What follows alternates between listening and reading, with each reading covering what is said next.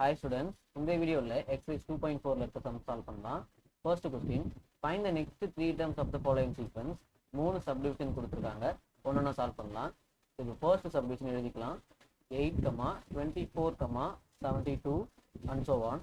இப்போ first நம்ம ஒரு பேட்டர்ன் இங்கே ஃபார்ம் ஆகிறத பார்க்கணும். அது என்ன பேட்டர்ன் அப்படின்றத கண்டுபிடிக்கணும். கண்டுபிடிச்சா நம்மளால அடுத்தடுத்த டேர்ம்ஸை கண்டுபிடிக்க முடியும். ஸோ ஃபோர்த் டேர்ம் 8 இருக்கு. இப்போ இதை வச்சு ஏதாச்சும் நம்மளால ஒரு ரிலேஷன் கிரியேட் பண்ண முடியுமா, கம்பேர் பண்ண முடியுமான்னு பார்த்தீங்கன்னா இந்த 24 எப்படி எழுதலாம், 8 into 3ன்னு எழுதலாம். கரெக்டா?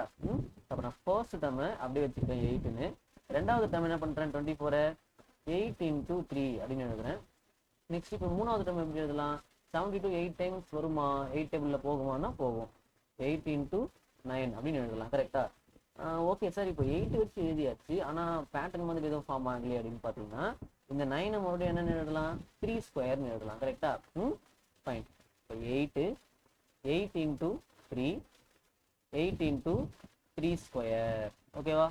இப்போ அடுத்த டைம் என்ன வரும், 8ன்றது கான்ஸ்டண்ட்டாக எல்லா இடத்துலையும் இருந்துகிட்டே இருக்கு. ஃபர்ஸ்ட்டில் 3ஏ இல்லை, அப்போ 3 power 0ன்னு வச்சுக்கலாம். Next 3 power 1, next 3 power 2. இப்போ அடுத்த டைம் என்ன வரும், 8 into 3 power 3, next 8 into 3 power 4, next 8 into 3 power 5. ஓகேவா?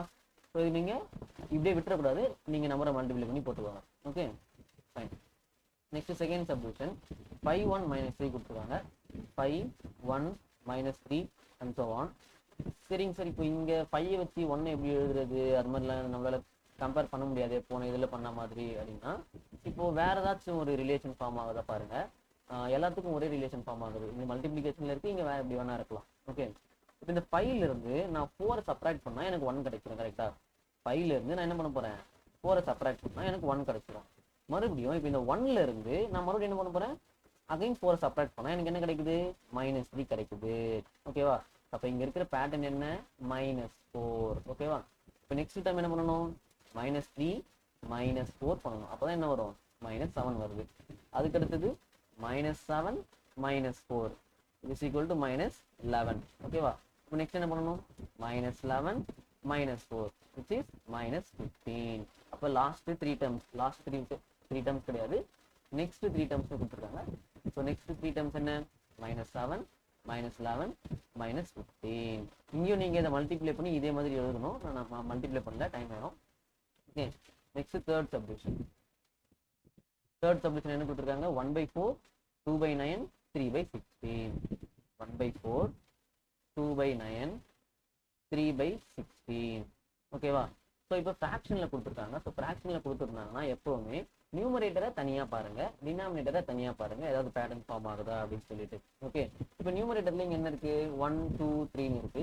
ஸோ அப்போ ஆப்வியஸ்லி அடுத்தது என்ன வரணும், 4 5 6 தான் வரும். கரெக்டா? ஏன்னா ஃபர்ஸ்ட் டேர்ம்ல 1 இருக்கு, செகண்ட் டேர்ம்ல 2 இருக்கு, தேர்ட் டேர்ம்ல 3 இருக்கு. அப்போ ஃபோர்த் டேர்ம்ல என்ன வரணும், 4, ஃபிஃப்த் டேர்ம்ல 5, சிக்ஸ்த் டேர்ம்ல 6, இப்படி தான் வரும். ஓகேவா?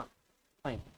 இப்போ இங்க டினாமினேட்டர்ல என்ன இருக்கு, 4 9 16 இருக்கு. இப்போ இந்த மூணு நம்பரையுமே என்னால ஒரு பெர்ஃபெக்ட் ஸ்கொயர் எழுத முடியும். கரெக்டா?